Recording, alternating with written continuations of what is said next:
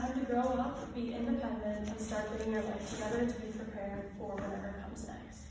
This variety of phrases is something every college and post-secondary student can relate to hearing at one point or another. We're moving on to the next chapter of our lives, expecting a new sense of freedom and independence. Imagine the feeling you felt walking into somewhat of the complete opposite. My name is Taylor, and today I'm going to be discussing Adrian's housing policy that restricts its students by taking away their deserved freedom and the opportunity to become more independent through their college years. As a current student here, you understand this struggle better than anyone. Many, if not all of us, in this room spend our comfort time trapped within a concrete box that features minimal light and airflow, not to mention the lack of AC, surrounded by countless other students. Not to mention that any space outside of this is often shared and typically quite dirty. We've almost pushed through a year of this, now picture 3 more. As an international student myself, I can testify to the excitement within me for this escape to college being about a new adventure that would bring along a sense of freedom. This wasn't exactly the case. As a result of this, we see a school that is taking away any student's value and trading it for compensation, creating an environment that can easily do more harm to international and long-range students, as well as goes against their own mission statements by taking away a student's choice and their time to grow. Forcing students to live in campus housing unless they meet a very specific criteria of exemption is the best way to lose their respect as an institution. Upon further inspection of the overall issue, many follow-up problems ensue. For example, this can give students the feeling that they're expendable and they have no greater purpose to the school versus their own. Forcing a living situation upon students who have no other escape throughout the year, such as international students or students who travel a great distance to get here, contains them to a small campus for lengthy periods of time, which in turn can be damaging to them mentally as well as emotionally.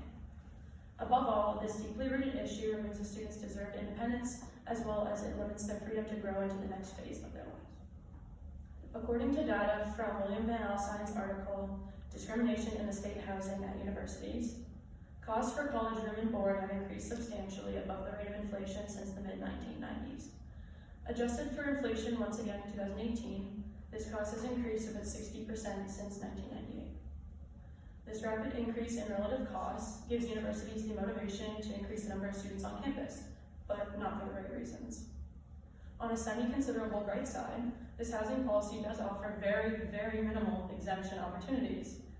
You can be exempt from housing obligations if you're a commuter, as in you live within 40 miles, and you can offer various proofs, forms, etc. You're married, you are registered for less than 12 credit hours, have already lived on campus for 4 years, or you are 23 years of age or older. Though it seems great that there's these possibilities to be exempt from these controlling restrictions, these actually don't play much benefit to the majority of our students present here.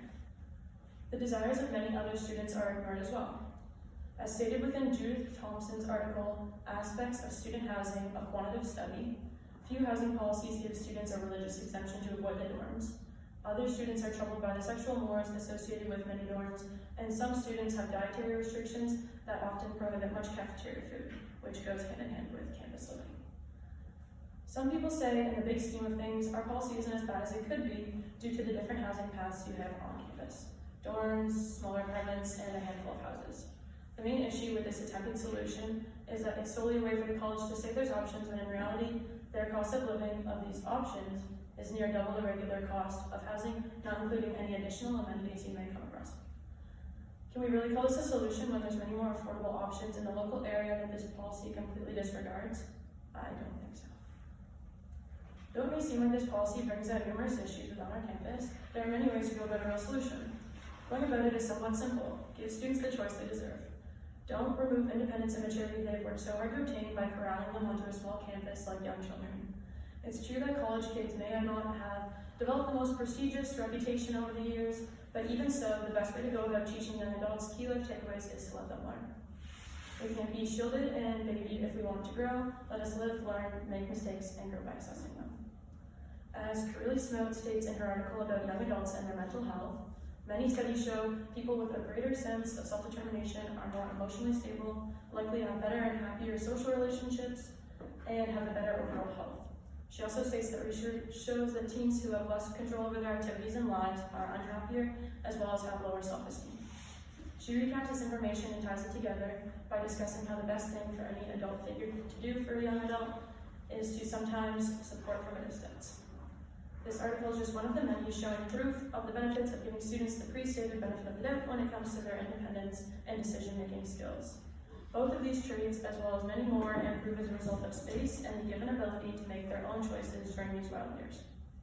Smith's article does a great job of playing devil's advocate in the sense that administration and adults just want what's best for the younger generations, as well as for them to be prepared and protected along the way. Let's take a look at how your campus could look when it is less cluttered with students who would be much happier living in their own choice of home. Our campus would be filled with students who aren't sick of their learning atmosphere due to its constant overlap with their learning and living space, unless they choose it to. This envisioned environment would be overall more positive and enjoyable for everyone. A happier student body also benefits your school's administration as well as reputation as a whole. Your living choice should be affordable as well as up to you as in what works best for you over the years. It's dire we stand together in order for there to be any real chance at change. To do this, something as simple as signing a petition showcasing our students on the same page would be a great start. This shows our administration we're serious and passionate about the topic at hand. It's time Adrian's housing policy that's unjust to so many students changes in order to benefit everyone's overall well-being. At an institution as invested in student life as ours, we can't afford to be weighing on the backs of students in ways on top of their education. We can't take away their value, trap them in ways that can cause mental harm, and take away their independence and freedom to grow. It's time to grow up, be independent, and start getting your life together to be prepared for whatever comes next.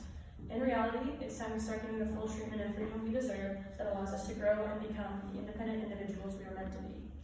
Thank you for taking the time to listen. I hope you've gained a better insight on this imperative issue.